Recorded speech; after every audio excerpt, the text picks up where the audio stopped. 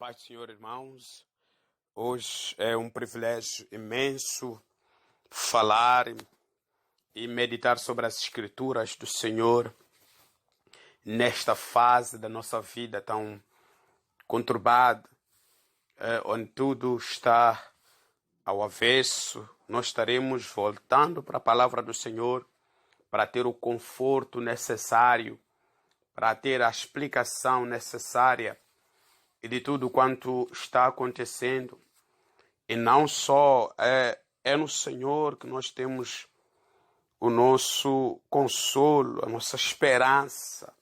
No meio a caos, onde todo mundo perdeu a esperança, nós temos a nossa esperança no Senhor e na sua palavra.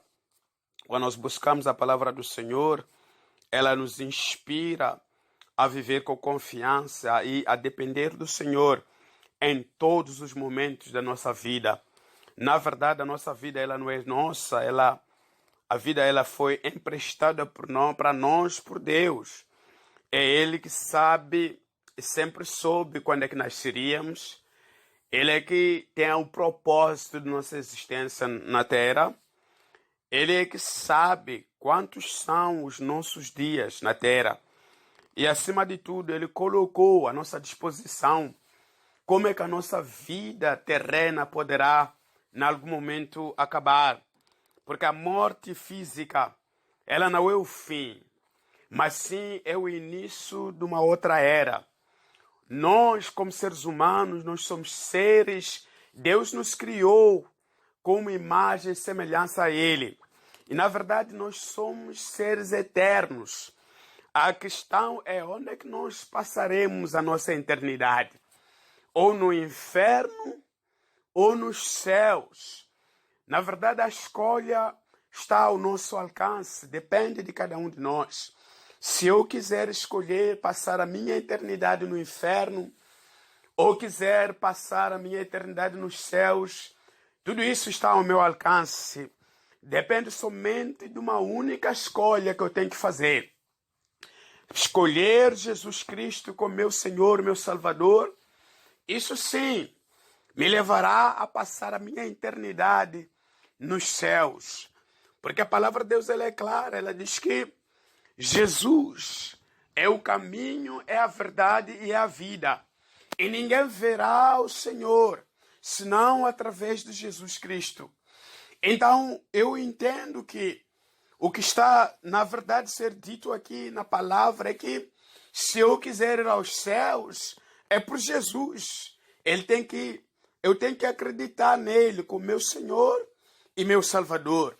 Mas se eu também quiser passar a eternidade no inferno, onde o fogo que arde se acensar através de uma quantidade enorme de enxofre, onde há ranger de dentro, onde não há paz, não há sossego. É lá onde os demônios e o Satanás vão. Se é lá onde eu quiser passar a eternidade, então eu tenho que renunciar a Jesus, eu terei que negligenciar as Escrituras e não buscar a face do Senhor. Mas Deus já colocou para nós uma solução de tudo isso, solução da morte física, a solução de todas as coisas que acontecem na nossa vida. Na verdade, elas têm resposta na sua palavra. No meio a caos, estamos assinalando neste ano 2020, assinalando a passagem da Páscoa. Daqui a uma semana, na Sexta-feira Santa, estaremos celebrando, sim, a Páscoa. Mas antes da Páscoa, importa referir que há um evento que antecede a Páscoa, que é a entrada triunfal do nosso Senhor Jesus Cristo a Jerusalém. Jesus Cristo não desenvolveu a maior parte do seu ministério em Jerusalém. Na verdade, Jerusalém é lá onde terminou o ministério terreno do nosso Senhor Jesus Cristo. Começou e desenvolveu-se fora de Jerusalém, embora Jerusalém fosse a capital, não só capital política, mas também capital religiosa. Dessa altura, a era de Jesus, mas ele não ministrou, não trabalhou muito dentro de Jerusalém, mas foi fora de Jerusalém, onde ele ensinou mais, onde ministrou mais, onde ele demonstrou a cura. Foi em Samaria, foi em Galileia, foi em outros lugares onde ele trabalhou. Mas tinha que ser em Jerusalém, onde ele viria terminar o seu ministério na terra. Na verdade, nós encontramos Jesus quando levou os 3 discípulos para orar no Monte da Transfiguração. Ele leva os seus mais chegados discípulos, nomeadamente Pedro, João e Tiago. Ele diz, vamos e oramos. Deixou os restantes no outro lugar. A Bíblia diz que, momento depois, quando chegaram ao monte, eles já adormeceram. E eis que ele subiu ao monte, onde ele se transfigurou. Nesse momento, nesse evento da transfiguração, são citadas 2 figuras bíblicas muito importantes que vieram para confortar e falar com Jesus. Um deles é o Elias e o outro é o Moisés, que vieram conversar com Jesus transfigurado na montanha. Nessa situação, nesse evento, uma das palavras que saíram desses 2 é que ele subiria e morreria em Jerusalém. Portanto, em cumprimento a essa palavra que foi proferida por esses homens de Deus que reapareceram, homens que já haviam, se lembrarmos, irmãos, o Elias, ele foi trasladado para os céus. E por outro lado, Moisés, a Bíblia diz que ele morreu, mas seu corpo não foi achado para ser sepultado. Portanto, houve uma guerra sobre o corpo de Moisés entre os anjos e o Satanás. Mas o corpo de Moisés não foi achado, ele foi preservado por Deus. Nesse episódio do Monte de Transfiguração de Jesus, há uma ordem expressa de que ele tinha que morrer em Jerusalém. É por isso, em outra ocasião, encontramos Jesus falando com os seus discípulos, dizendo, subimos a Jerusalém, onde o Filho do Homem será entregue a malfeitores que o maltratarão e o crucificarão, mas no 3º dia ele ressuscitará. Em todas essas ocasiões, os discípulos não puderam compreender plenamente as declarações do Senhor Jesus. Mas, enfim, Jesus chega a uma fase em que ele sobe. Ele aproveita um evento religioso que iria acontecer na semana seguinte, que é a Páscoa. Tanto ele diz aos seus discípulos, vamos subir a Jerusalém. Eles pensavam que era o caso somente de ir participar na Páscoa, porque eles também eram judeus, faziam parte da comunidade dos judeus e tinham que cumprir com os mandamentos religiosos da época e da sua cultura. Portanto, eles subiram, iam subindo a Jerusalém, mas a Bíblia diz que quando chega a uma cidade, a uma vila específica, nós veremos aqui nessa passagem bíblica que iremos ler, e na verdade, o assunto ou o episódio de entrada de Jesus a Jerusalém é descrito por todos os 4 evangelhos que nós encontramos na Bíblia. Há eventos, irmãos, que, embora exista num evangelho, podemos não encontrar inscritos no outro evangelho. Mas a questão da entrada triunfal, dada a sua importância, encontramos eles inscrito e apresentado nos 4 evangelhos, nomeadamente no Evangelho de Mateus, no Evangelho de Marcos, no Evangelho de Lucas e no Evangelho de João. É no Evangelho de Lucas que nós queremos partilhar com os irmãos a leitura bíblica no capítulo do número 19, versículo do número 28 até o versículo 40. Aqui estaremos lendo esses versículos para vermos sobre de que forma Jesus foi entrar em Jerusalém. Ele, nessa ida, nessa viagem a Jerusalém, Jesus, ele não sai mais de Jerusalém antes da sua crucificação. Ele não sai mais antes da sua ressurreição, antes da sua glorificação. Lá é a última viagem que ele faz a este lugar. Lembrando, irmãos, que Jesus, até essa altura, muitas pessoas já sabiam da sua fama. A sua fama já havia espalhado em toda a Palestina da altura.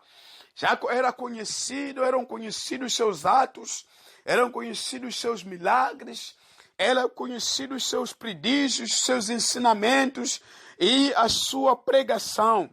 Sim, Jesus era visto por muitos judeus como o rei nessa altura, que viria, na verdade, socorrer os judeus do jugo colonial que eles enfrentavam. E na verdade, eles esperavam em Jesus uma salvação militar. Eles esperavam que ele viesse e restaurasse o reino de Israel, arrancando o domínio político, o domínio territorial dos judeus nas mãos dos romanos. Eles olhavam para Jesus como um líder político que viria lutar para libertar os judeus do jugo colonial do Império Romano. Mas não é isso que Jesus vinha fazer. Na verdade, Jesus vinha fazer muito mais que simplesmente libertar as pessoas de uma outra pessoa. Ele vinha libertar o povo do jugo do pecado, do jugo da morte, do jugo de Satanás e os seus demônios. Vinha libertar-nos da morte, como está escrito no livro de Hebreus, que importava que ele fosse feito igual aos seus irmãos, como eles são de carne, osso e de sangue. Importava que ele também fosse assim, para que pela sua morte ele aniquilasse o Satanás, o príncipe da morte. Graças a Deus, estaremos fazendo a leitura aqui no livro de Lucas, capítulo 19, versículo de número 28. Diz assim a palavra do Senhor: depois de ter dito essas coisas, Jesus seguiu adiante para Jerusalém. Quando estava próximo de Betafagé e da Betânia, junto ao Monte das Oliveiras, Jesus enviou 2 dos seus discípulos com as seguintes instruções: vão até aquela vila ali na frente. Chegando lá, vocês encontrarão um jumentinho preso que nunca foi montado. Soltem-no e tragam-no aqui. Se alguém lhes perguntar por que vocês o estão soltando, digam porque o Senhor precisa dele. Os que tinham sido enviados foram e encontraram tudo exatamente como ele tinha dito. E enquanto estavam desamarrando o jumentinho, os donos lhes perguntaram: por que vocês estão soltando o jumentinho? E eles responderam: porque o Senhor precisa dele. Então levaram o jumentinho a Jesus, puseram as suas capas em cima do animal e ajudaram Jesus a montá-lo. Enquanto Jesus seguia, as pessoas estendiam suas capas pelo caminho. Quando começaram a descer o Monte das Oliveiras, toda a multidão dos discípulos começou a louvar a Deus alegremente, em alta voz, por todos os milagres que tinham visto. Eles diziam: bendito é o Rei que vem em nome do Senhor, paz no céu e glória a Deus. Alguns dos fariseus que estavam na multidão disseram a Jesus: mestre, diga aos seus discípulos que ficam quietos. Ele respondeu: eu lhes digo que se eles ficarem quietos, as próprias pedras gritarão no lugar deles. Graças a Deus. Irmãos, depois dessa leitura bíblica que acabamos de fazer no capítulo 19, versículo 28 a 40 do livro de Lucas, nós vimos claramente que Jesus, ele tinha consciência de que fazia quando subiu a Jerusalém. No capítulo 18, versículo 31, já havia falado com os seus discípulos de que subiria a Jerusalém juntos com eles, mas que o Filho do Homem seria nessa altura, naquele lugar, seria açoitado, insultado, maltratado e morto pelos gentios, pelos líderes religiosos, mas que ressuscitaria no terceiro dia. Portanto, Jesus não foi a Jerusalém por acaso. Ele foi com consciência, sabia do que estava a fazer e também sabia o que iria acontecer em Jerusalém. Nada estava oculto em Jesus. Se lembrar, várias vezes Jesus já havia dito, ele mesmo, que o Filho do Homem nada faz, senão aquilo que vem o Pai fazendo. Portanto, Jesus havia sido revelado, sim, no capítulo 8 do mesmo livro de Lucas, quando nós vimos Elias e Moisés, quando Jesus estava no monte orando, Jesus ficou transfigurado. E nessa transfiguração, nós aprendemos, através da palavra de Deus, que apareceram essas duas figuras, nomeadamente o Elias e o Moisés, conversavam com ele sobre a partida dele, isto é, sobre a morte dele, sobre o fim, o clímax do seu ministério na terra. Sim, eles diziam a ele, o lugar onde você vai terminar o seu ministério terá que ser em Jerusalém. Por que Jerusalém? Porque Jerusalém tinha que ser na época em que todos os judeus e todos aqueles gentios que haviam se convertido ao judaísmo estariam lá concentrados para celebrar a festa da Páscoa. Sim, a Páscoa seria na semana seguinte e importava que as pessoas chegassem uma semana antes ou com um período considerável de antecedência. Primeiro, para que pudessem ter hospedagem em Jerusalém. Segundo, para que pudessem se preparar e se purificar para a festa da Páscoa, porque era uma festa religiosa, era necessário que se obedecesse a alguns rituais religiosos, tinha que se ter o animal, tudo isso porque estaremos vendo no próprio dia da Páscoa. O que é isso da Páscoa? Que festa é essa da Páscoa? Quando é que foi revelada? E qual era o propósito da Páscoa? Mas para este momento, não importa falar muito da Páscoa em si, embora haja uma relação entre a entrada triunfal e a Páscoa, mas nos concentremos somente nesta viagem muito importante do nosso Senhor Jesus Cristo a Jerusalém. Veja só, a palavra de Deus diz que quando eles caminham, chegam a um lugar chamado Betafagé, ou seja, Betânia. Este lugar era vizinho de Jerusalém, na entrada de Jerusalém. Se lembrar, Betânia é onde viviam os amigos de Jesus, nomeadamente o Lázaro, Marta e Maria. A Betânia, ele estava habituado, já tinha vindo a Betânia várias vezes, mas não era muito comum ele entrar em Jerusalém com frequência. Sim, mas desta vez ele manda, diz assim, dá instruções aos seus discípulos, chama 2 deles, dos 12 chama 2 deles, eles dão instruções muito claras. Eis que vocês, eu vos mando com as seguintes instruções. Vão àquela vila, mais à frente, encontrarão um jumento. O outro evangelho, ele apresenta uma jumenta e um jumento, mas para Lucas só se importa falar do jumento e não da jumenta, porque a jumenta pode ser uma personagem secundária na história, não é mais citada em todo esse episódio, mas o jumento sim, ele é mencionado até em meu olho sendo um jumentinho nessa ocasião. Meu Deus do céu, olha para esse jumentinho que foi criado sem saber qual é seria o seu propósito no planeta Terra. Ele só pensava que quando chegasse à sua altura, iria carregar coisas que nem soubesse quais são. Algumas coisas são imundas, outras coisas são mundas. Iria carregar pesos insuportáveis. Ele não imaginava que, afinal de contas, tinha um propósito de carregar sobre si o Rei dos Reis, o Senhor dos Senhores. Uau, que privilégio teve esse jumentinho. A Bíblia diz que Jesus chama os 2 dos seus discípulos e os envia àquela vila, àquela casa específica. Diz ele que encontrarão numa casa um jumentinho amarrado.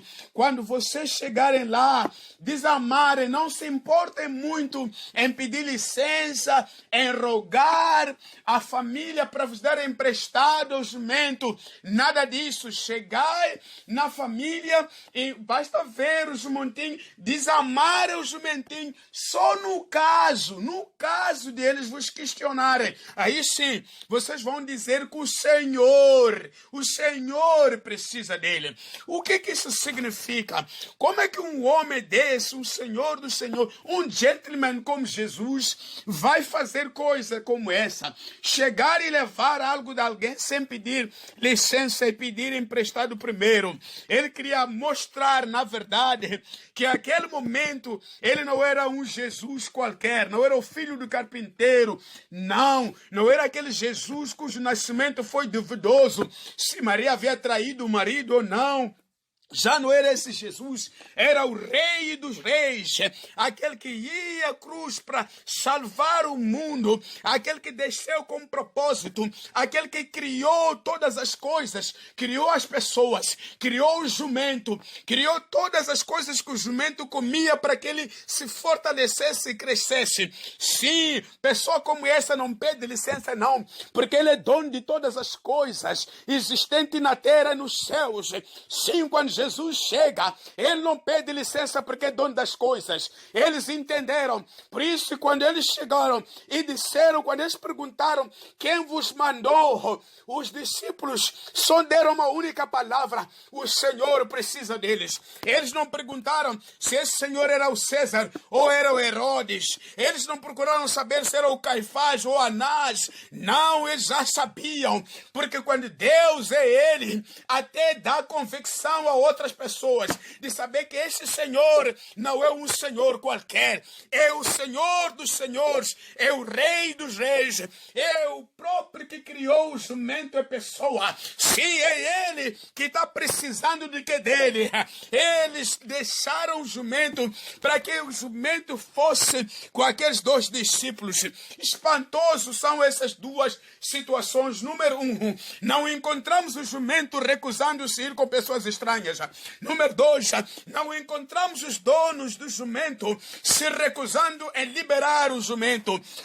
Uma coisa que nós achamos, nós pensamos que o que nós temos é nosso, nós pensamos que a nossa vida é nossa, nós pensamos que às vezes os animais, os carros, as nossas casas, o dinheiro é nosso, mas a verdade é que nada do que temos ou possuímos é nosso. Ele pertence ao Senhor dos Senhores, até a nossa vida pertence a Ele, a sua casa pertence a Ele, a sua família pertence a Ele. Todas as coisas que você acha que tem, na verdade você apenas é um mordomo. Os donos do jumento entenderam que eles não tinham nada, não tinham domínio sobre o jumento, porque não pariram o jumento, não fizeram o jumento nascer, de repente só tinham o jumento. Eles entenderam que eram apenas um mordomo. Que privilégio eles tiveram de cuidar daquilo que Deus iria usar. Você também, irmão e irmã, cuide-se para que quando Deus precisar do que Deus te deu emprestado, saiba entregar a Deus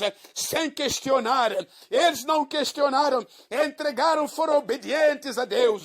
Eles entregaram o jumento, eram apenas mordomo. Você, mordomo que está me ouvindo agora, tem muita coisa que não te pertence, começando pela tua própria vida. Entrega essa vida a Deus, entrega essa vida a Jesus, porque ela não te pertence, ela é dele, é dele, é dele, é dele, é dele, é dele, é dele.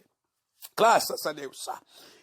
Continuando com essa passagem, continuando com esse episódio do empréstimo, meu Deus, da graça do jumentinho. Até parece que estou vendo o jumentinho falando, questionando, será que chegou a minha hora? Meu Deus, a Bíblia diz que esse jumentinho, quando fores a ler, aí mesmo onde acabamos de ler, vai perceber que o jumentinho era antes de ser usado. Antes de ser usado. Deus não entrega a sua vida a Satanás. Depois, quando te dá apurada, é que entrega a Deus. Entrega todas as coisas antes de serem usadas. Entrega a tua vida a Ele agora, antes que ela seja abusada. Eles entregaram o jumentinho, era antes de ser usado. Não podia ter sido usado e abusado por pessoas pecaminosas. Tinha que ser ele, o santo dos santos, a montar no jumento, ainda santo, ainda que não sentiu dor, jumento que não foi espancado, jumento que não foi montado, jumento que ainda não tinha sentido um peso sequer, jumento que não tinha mácula, jumento que não tinha doença nenhuma, jumento que ainda estava em crescimento. Sim, era esse jumentinho. O que significa isso, pastor? Significa que nós temos que orar a Deus com as coisas que mesmo nós ainda não usamos. Aquilo que nós ainda não usamos é aquilo que temos que entregar a Deus.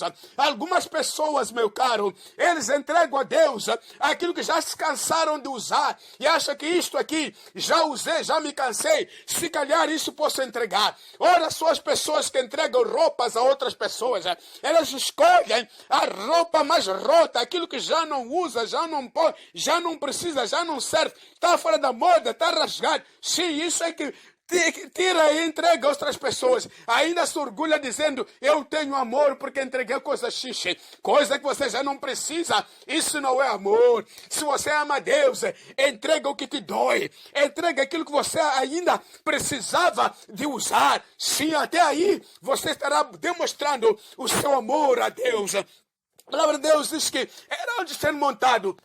Estou vendo esse jumentinho, o jumentinho, que privilégio você tem, jumentinho, que privilégio você tem, jumentinho.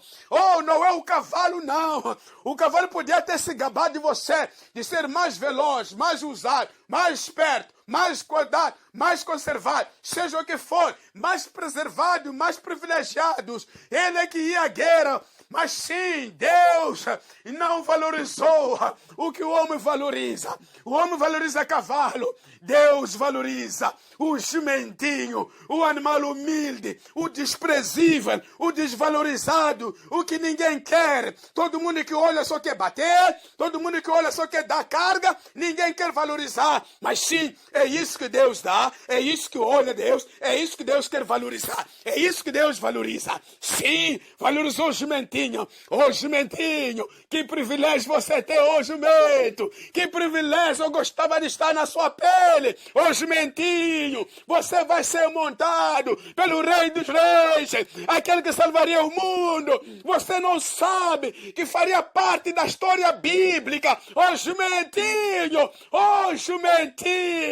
parabéns, jumentinho. Será que Deus ainda encontra pessoas hoje igual a esse jumento, pessoas que dizem, Senhor, faça de mim a sua vontade, seja feita a tua vontade. Sim, Senhor, entra no meu coração. Agora Deus não quer montar em ninguém, Jesus não monta em ninguém, Ele só para na porta e bate o coraçãozinho. Será que você abre o teu coração nessa fase da véspera da Páscoa? Não só pela Páscoa, olha a situação do mundo em que está, a situação está ao avesso. É o momento agora de abrir a sua porta, a porta do seu coração e dizer, Senhor, entra em mim, entra, seja como esse jumentinho, hein? Jumentinho. A Bíblia diz que eles colocaram as roupas, colocaram as roupas reais sobre Jesus, não, mas sobre o jumentinho. Não vestiram no Rei dos Reis, mas vestiram no animal que o Rei dos Reis iria montar. Que privilégio, jumentinho. Você até ganhou roupa nova, jumentinho. É isso que Deus faz conosco. Ele purifica, Ele tira as nossas roupas rotas, aquela roupa do pecado, aquela roupa do mundo, aquela forma, aquele status que nós tínhamos no mundo, Ele tira em nós, quando Ele quer montar em nós. Quando Ele quer usar-nos, quando Ele quer... meu Deus, quando Ele quer fazer a sua vontade perfeita prevalecer as nossas vidas. Ele coloca, oh meu Deus do céu, como aquele pai do filho pródigo. Ele disse, dá uma roupa nova ao meu filho agora, dá a ele agora. Dá um anel de identidade real a ele. Oh meu Deus, graças a Deus, estamos a ver pessoas colocando roupas de privilégio, roupas de valor, adornando, embelezando o jumentinho. Ô, jumentinho! Que privilégio você tem, ô, jumentinho! Ô, jumentinho, ô, jumentinho, ô, jumentinho! Parabéns, ô, jumentinho! Parabéns, ô, jumentinho! Será que Deus ainda encontra pessoas igual? Ou a esse jumento hoje em dia? Não, pessoas são cavalos. Pessoas acham que vão chutar nas outras pessoas. Já não encontram pessoas que dizem, sim, Senhor, seja feita a sua vontade com humildade. Não, Deus só encontra pessoas que lutam contra Ele, lutam contra a igreja do Senhor, lutam contra os líderes, lutam contra tudo, lutam contra a palavra, lutam contra a vontade celestial, lutam contra tudo. Oh, meu Deus. Então, irmãos, esse jumentinho foi abençoado. O jumentinho abençoado, o jumento que recebeu o maior privilégio que um animal poderia receber, que é carregar o Rei dos Reis para a entrada num dos lugares mais privilegiados na época, que é a capital de Israel, Jerusalém.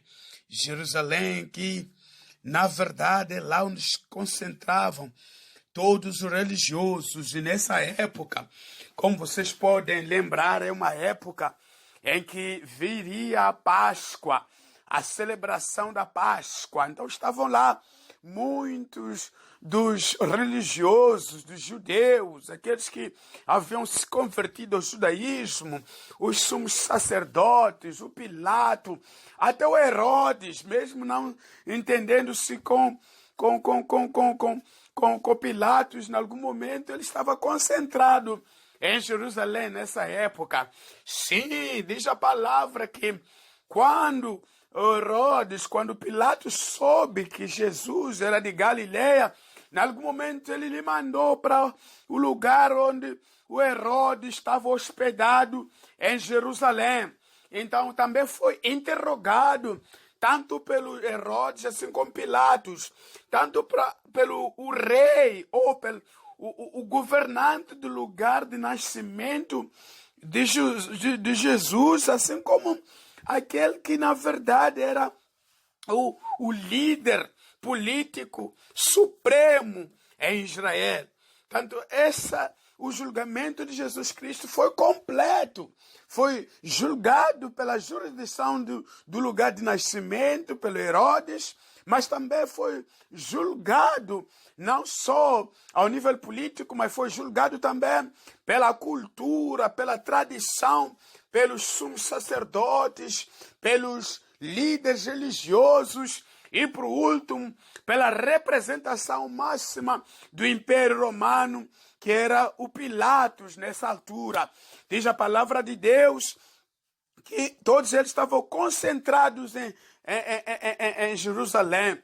E importava também que fosse em Jerusalém, na presença de todos, para que a morte de Jesus não fosse um mito, não fosse uma história, não fosse algo que muita gente dissesse, isso não aconteceu. Tinha que acontecer no lugar e no momento em que haveria a maior concentração mundial. Estavam lá pessoas oriundas de muitos lugares do mundo que haviam se convertido ao judaísmo, que testemunharam esse episódio da crucificação do nosso Senhor Jesus Cristo.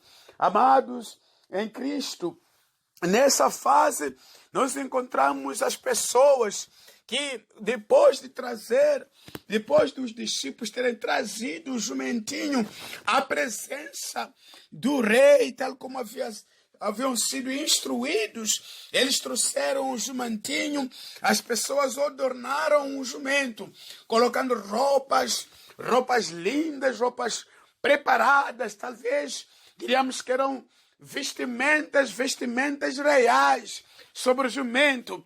E fora desse episódio de o jumento ter sido adornado, ter sido preparado e vestido de acordo com o animal da realeza, eles também, diz a Bíblia, que tiraram suas próprias roupas e colocaram na estrada, na passadeira, no caminho para onde o jumento passaria. E eles também cortaram ramos de palmeiras e foram preparando o caminho por onde passaria o Rei dos Reis. Na verdade, nós vamos testemunhar neste domingo, na verdade agora, por causa dessa situação de estado de emergência, a pessoa terem que estar nas suas casas, igrejas encerradas, podemos não testemunhar esse episódio de pessoas munidas de ramos de palmeiras voltando das suas igrejas. Ainda é o simbolismo religioso que as pessoas ainda estão desenvolvendo nas suas vidas, mas o simbolismo espiritual daqueles ramos de palmeira que as pessoas jogaram significa, na verdade, que é preparação do caminho. O que simboliza? Jesus hoje não quer caminhar pelo caminho para entrar em Jerusalém. Jesus hoje, ele bate a porta, na porta do coração de cada um. Ele quer abrir, quer que o irmão e a irmã abra o seu coração para Jesus entrar e cear consigo. Portanto, prepare sim o seu ramo interior, o seu ramo de dentro. Prepare o seu coração, o seu caminho interior no seu coração, porque é aí onde Jesus quer entrar. Não importa mais ir por aí cortar. Nós vivemos na cidade ou na periferia da cidade. Não teríamos esse sacrifício de ir por onde e cortar ramos de palmeira para jogar. Isso significa apenas um simbolismo que passou. Agora Jesus, ressurreto, não é mais em Jerusalém que ele entra, é nos nossos corações. Então que purifiquemos nossos corações, preparemos nossos corações e deixemos que o Rei dos Reis entre e traga a salvação nas nossas vidas. Olha só, irmão, que as pessoas de todas as raças estavam lá cantando, gibulando e dizendo que o Rei dos Reis, Hosana, Hosana. Na verdade, o que significa Hosana? Hosana significa salve-nos. Hosana é na linguagem original em que foi escrita a Bíblia no Novo Testamento. Significa salve-nos, ó Senhor. Salve-nos, ó Senhor. É isso que as pessoas gritavam, cantando, quando Jesus ia passando na sua entrada triunfal a Jerusalém. Mas essa entrada, apesar de ser triunfal, era o culminar, era aí onde Jesus ia conquistar o maior movimento espiritual do planeta Terra. Ia nascer o cristianismo, ia nascer eu, ia nascer você, ia derramar o seu sangue na cruz do Calvário para nos tirar do inferno e nos resgatar de volta para os céus. Na verdade, quando nós fomos criados, fomos predestinados para viver para sempre, nos deliciando das graças e das maravilhas que Deus criou para nós nos céus. O diabo, ele nos roubou isso, mas pela morte de Jesus Cristo na cruz do Calvário, pelo derramamento do seu sangue, nós fomos restaurados, nós fomos reconciliados com Deus. Jesus, ele morreu para reconciliar o homem no sentido de a humanidade com Deus. voltarmos ao nosso lugar, onde nós havíamos perdido outrora por causa do pecado. É por isso que diz a palavra de Deus, em João 1, versículo 12, que aqueles que o receberam, deu-lhes o poder de serem chamados de filhos de Deus. Isto quer dizer, nós fomos restituídos a nossa identidade de filhos de Deus através da morte de Jesus Cristo na cruz do Calvário. Hosana, Hosana, significa salve-nos, salve-nos, Senhor, salve-nos, Senhor. Na verdade, eles diziam, salve-nos, Senhor, no jugo do imperador César. Salve-nos no jugo dos romanos, salve-nos no jugo dos romanos. Não sabiam eles que eles seriam salvos num jugo maior, no jugo espiritual, em que todas as correntes iriam se quebrar, em que os mortos, aqueles que haviam morrido, iriam ressuscitar, os túmulos iam dar de volta a vida às pessoas que haviam engolidos pela morte. A Bíblia diz que, em Mateus, a Bíblia nos fala sobre a ressurreição, quando aquele véu rasgou-se de topo a baixo, rasga-se, e ouve-se uma voz que está consumado. A Bíblia diz que os sepulcros deram espaço à ressurreição daqueles que haviam morrido. Meu Deus, muito obrigado por essa força da ressurreição, o poder da ressurreição. Muito obrigado, porque o Senhor, Ele mesmo sabendo que entrando em Jerusalém, algo muito tenebroso, muito perigoso, muito complicado, muito difícil ia acontecer na sua vida, Ele não se esquivou, Ele foi para cumprir a vontade divina, a vontade do seu Pai, a vontade de Deus, de morrer por nós na cruz do Calvário. Hosana, que hoje possamos dizer, Hosana, se fosse na época de hoje, na situação em que nos encontramos nesses últimos dias, é tempo e momento de dizermos, Hosana, Hosana, salve-nos, Senhor, porque só Deus é que pode nos salvar. Medicina nenhuma consegue nos salvar. Não há capacidade médica, não há capacidade política, não há capacidade medicamentosa, seja de que natureza for, não há capacidade hospitalar, não há medida de higiene, não há nada. É só dizermos Hosana, referindo-nos, salve-nos, Senhor, porque só isso é que é possível. Nós só com esse grito de socorro ao Senhor Jesus é que nós podemos efetivamente sermos salvos, principalmente num país com grandes dificuldades em todas as áreas, irmãos. Estamos a enfrentar dificuldades na área de saúde, na área de educação, na área financeira. Nesse país não temos quase nada, tudo é deficitário, mas se cantarmos e gritarmos bem alto, Hosana, Hosana, mas com a consciência de que é para Ele vir nos socorrer. Pai da graça, obrigado. Venha nos socorrer, Senhor. Venha nos socorrer nessa altura complicada em que nós vivemos. A altura em que o Senhor nos chama a consciência, Senhor, de procurarmos a sua face. Hosana, Hosana. A população, o povo, clamava dizendo Hosana, Hosana, quando Jesus, montado num jumentinho, Ele entrava em Jerusalém, gritavam de alegria, chamavam-no do rei, rei dos reis, Hosana, bem-vindo aquele que vem em nome do Senhor. É o que eles diziam. Mas olha só, hoje, mesmo sabendo que Jesus morreu por nós, há muita gente que ainda crucifica Jesus, há muita gente que diz que Deus nos abandonou, há muita gente que diz que Jesus não morreu por eles, não é o caminho.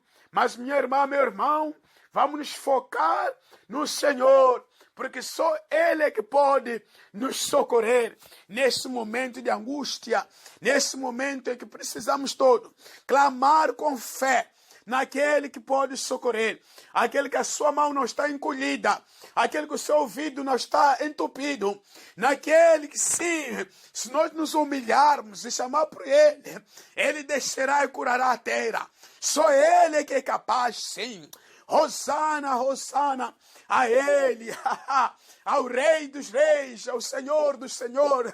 Hosana, Hosana, aquele que vem no nome do Senhor. Hosana, Hosana, aquele que é capaz de eliminar o coronavírus, de eliminar o pecado no mundo. Hosana, Hosana, essa pessoa.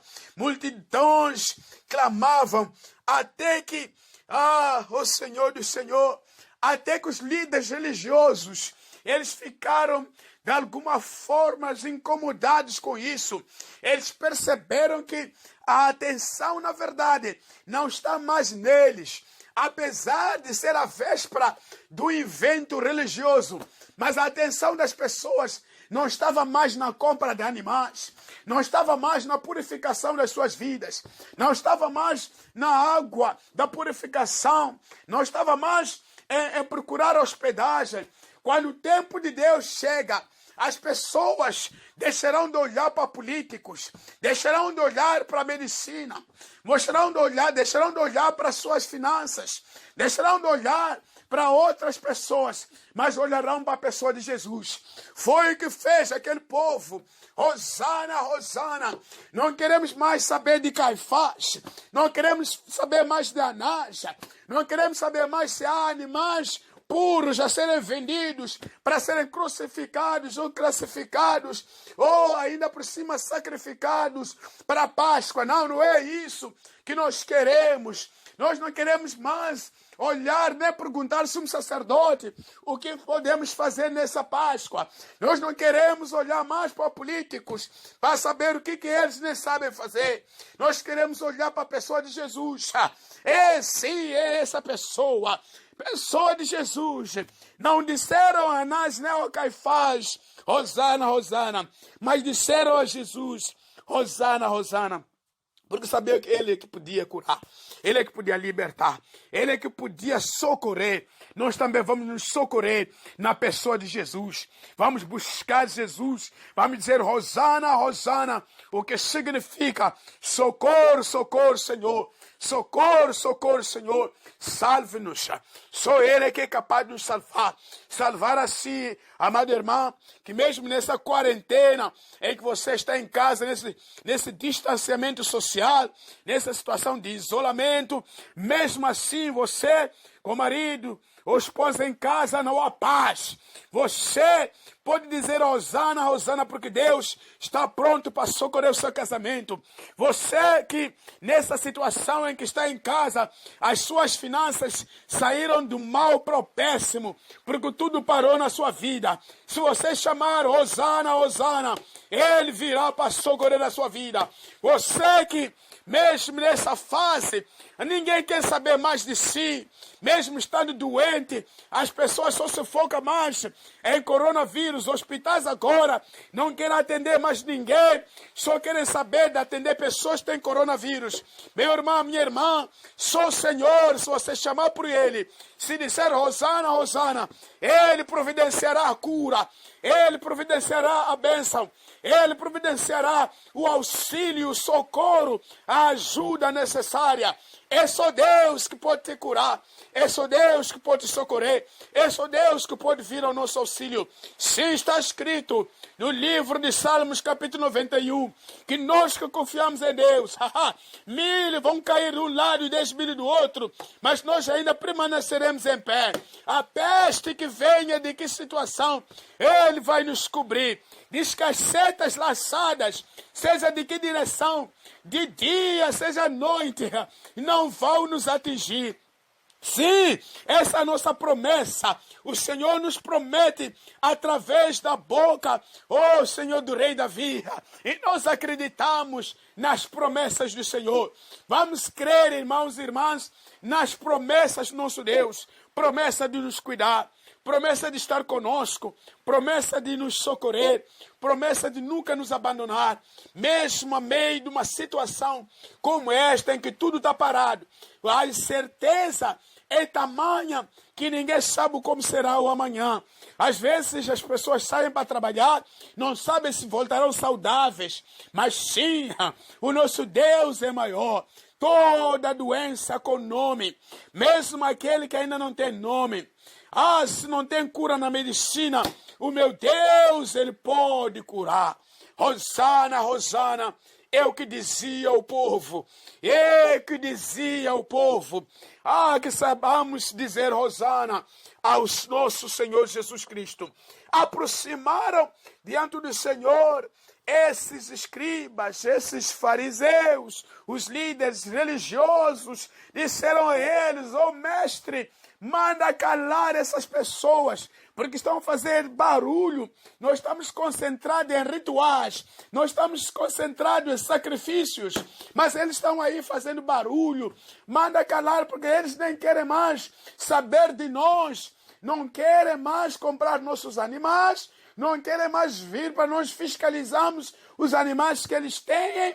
Eles só querem saber de si. Manda calar a eles. Mestre, meu Senhor Jesus, Ele diz uma coisa importante. Ele estava revestido do poder do céu. Já não era mais aquele Jesus que conheceram, não, filho de José e Maria. Já não era ele estava revestido do poder do céu. Disse ele: se esses aqui se calarem, não há problema, se quiser que se calem. Se esses aqui se calarem, até as pedras clamarão. Porque quando o tempo de Deus chega, não interessa, meu irmão, minha irmã, se você louva a Deus, se você clama a Ele ou não. Se você não clama a Deus, alguma coisa vai te substituir. Alguma coisa, quando é tempo de louvor de Deus, se você não abrir a tua boca, alguma coisa que vai te substituir. Se calhar vai ser uma pedra te substituindo. Olha, cuidado, irmã. Se calhar vai ser um gafanhoto te substituindo. Se calhar vai ser uma folha de uma árvore te substituindo, dando um louvor a Deus. Você não está chantageando a Deus em não lhe louvar, porque Deus criou coisas suficientes para Ele receber louvor de qualquer coisa que existe.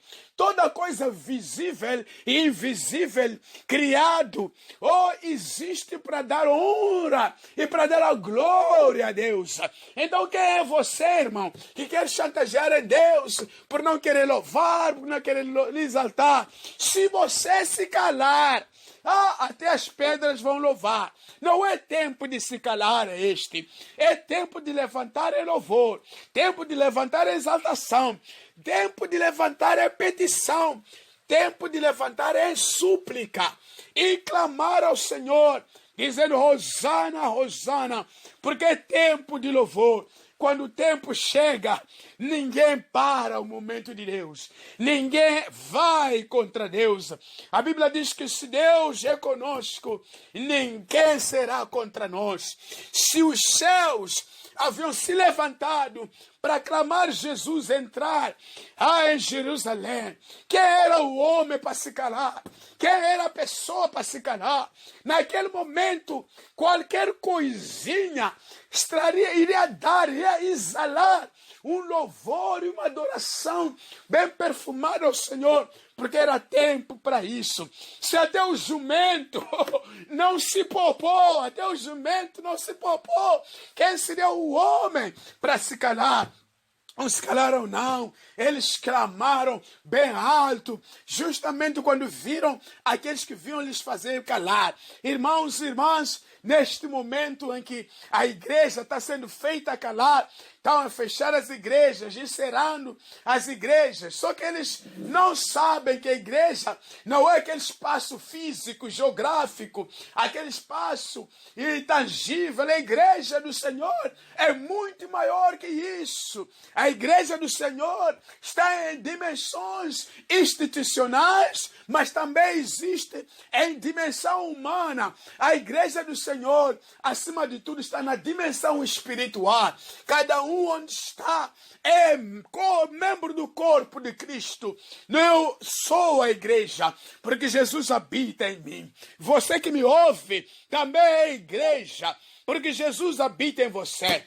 Que fechem as igrejas, fechem as portas dos templos, mas que não fechem o seu coração, mas não fecharam a sua mente, mas não fecharam a sua fé, não fecharam a sua boca. Continue clamando onde você estiver, continue amando a Deus cada vez mais, continue abrindo seu coração para o Senhor, continue buscando a Ele com zelo, dedicação, hoje mais que nunca, porque Ele é o seu socorro. E a verdade é que não é só o seu socorro, não. Ele é o seu socorro, é o socorro da tua família, é o socorro da tua nação, é o socorro de todo mundo. Se o meu povo, que se chama pelo meu nome, se o meu povo que se chama pelo meu nome, se humilhar, se ajoelhar e buscar a minha face, eu responderei e sararei a terra. Moçambique será sarado. Se o povo de Deus clamar, o mundo inteiro será sarado. Que não feche a tua boca, que não feche teu coração, que não feche a tua mente. Continue clamando onde você estiver, com a sua família, com a sua alma, seu espírito. Clame ao Senhor e busque a face dele. É um momento de buscar no Senhor. Muito obrigado, amados irmãos, por essa palavra de meditação que acabamos de ter, que voltemos para Deus nesse momento de crise. Crise em todos os sentidos, mas o socorro virá. Salmos 91. Deus não nos abandonou e Ele vai nos socorrer no tempo certo. 1000 cairão de um lado, 10.000 do outro lado, mas a mim Deus virá para me socorrer. E muito obrigado. Que Deus abençoe você agora e para todo sempre, no nome de Jesus.